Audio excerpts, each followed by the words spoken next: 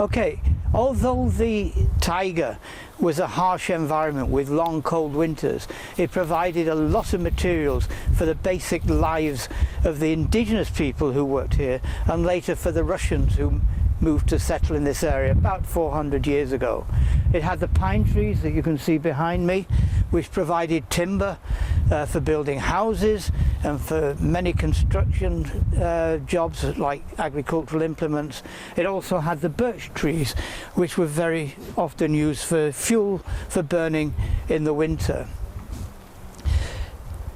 Also, these forests created a lot of good soils, and particularly because the big rivers deposited silt on the river banks, and together with the forest built up very large organic soils, and these are threatened around the world now. We're losing our soils, but here in the taiga we have vast reserves of good soils. So when the Russians moved in, they converted quite a lot of the taiga forest into agricultural fields. So in the distance here you can see a mixture of the taiga forest, the white areas of the birch, the dark areas of the pine, and in between you see light coloured fields, which are where the farming operations are carried out today. The people who lived here and who still live here use the rivers as places to live. The rivers are lifelines, and in the Russian Arctic, in the taiga, we have some of the biggest rivers in the world. One of the biggest is in this area. It's called the River Ob. It's got a length of about 2,500 kilometers. It starts in the hot areas in the south and goes all the way to the Arctic Ocean. It is huge. It can carry large ships, and when it floods in the spring, when the snows melt, it's 60 kilometers wide. That's a very big river. Here in the foreground you don't just see the River Ob, not even a small tributary to the River Ob. This is a small river that contributes to another river, the River Tom, that flows through Tomsk, that then flows into the River Ob. But even in this river you can see how big it is, and you can see that people live in villages along the river. Why do they do that? Well, in the old days these were the main transport routes. In winter, when they were frozen, then people would sledge along the rivers and ski along the rivers, and in the summer when it's open water like now, then people move along with boats. Also, the rivers carry a lot of fish stocks, so they're very important for supporting the lives of people with fish. Because there are a lot of fish here and there are a lot of animals in the forest, we have very high biodiversity. That means a lot of species in these areas. A lot of fish in the river, a lot of birds that feed on the fish, and in the forest we have a lot of berries and animals that feed on the berries, like the bears, and animals that feed on other animals like the wolves. So it is a very complex but very special ecosystem, a very valuable ecosystem. On a beautiful spring day like this, it's difficult to imagine that we're in a harsh environment of the taiga. But today is the 28th of April, and it's actually Easter in Russia. And the 28th of April, and already we have snow still here, and this morning there was snow. It snowed quite hard. So we are in the north and we are in an extreme environment, but actually that environment is changing through climate warming, and it has many different effects that we will tell you about later.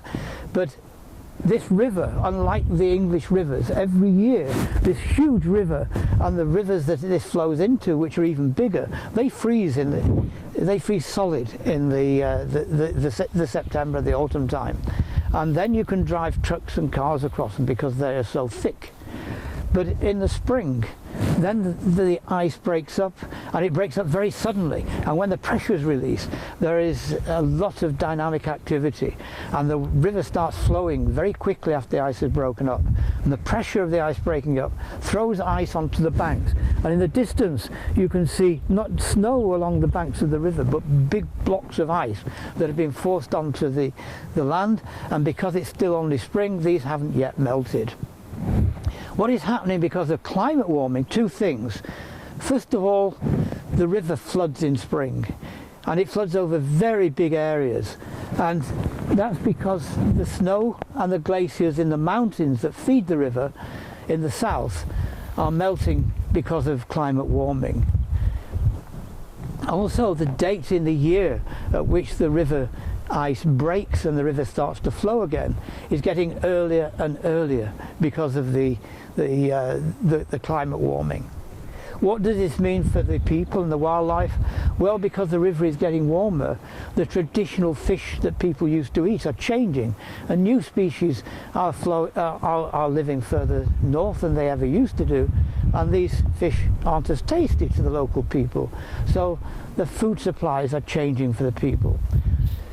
That's on the negative side. On the positive side, these agricultural fields you see will become more and more important and more productive in the future.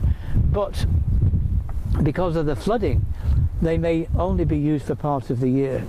One of the big statistics is that the floodplain, the area flooded by the river in spring, reaches 60 kilometers, and that's second only to the river Amazon. So it is a very big area that is flooded. Although that brings new silt, new soil to the ground and makes the soil rich, it prevents a lot of agriculture for long periods during the summer, because the summer becomes even shorter than the period just when there's snow on the ground. One thing that is very special about the rivers in the Taiga is that the rivers are not flowing over rock, they're flowing over soil, which is very soft. So the rivers are moving all the time. They're moving from side to side, and they're carving out big flat areas called floodplains. And the ridges you can see in the background with the flat land in between, that flat land used to be the river bed. And because the rivers are turning and curving and having lots of bends, some of these bends break off and become lakes. And you can see it's not just a simple river. It has islands, it has branches and more branches and small rivers flowing, and the whole system is extremely complicated. In fact, if you tried to go 10 kilometers along the river, you would probably travel 100 by going around all the bends and then get lost many times. Okay. Maybe you would like to learn some Russian words. Река, river, небо, sky, село, village, природа, nature, снег, snow. Мы ждем вас к нам в гости, если вы захотите увидеть всю эту красоту. You are very welcome to visit us and enjoy this beautiful environment.